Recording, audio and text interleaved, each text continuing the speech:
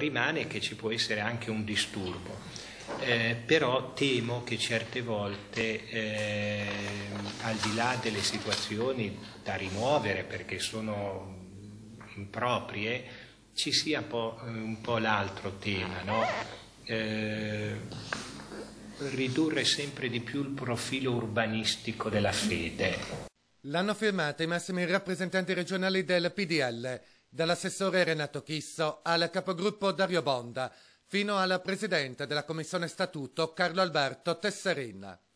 Si tratta di una proposta di legge che di fatto liberalizza le campane, cancellando le restrizioni previste dai tanti regolamenti comunali.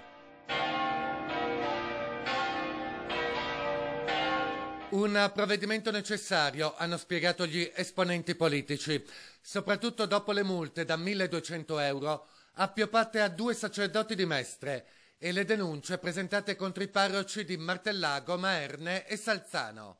Certe volte rimango un po' perplesso perché dico: ma solo il suono delle campane fa venire esaurimento nervoso?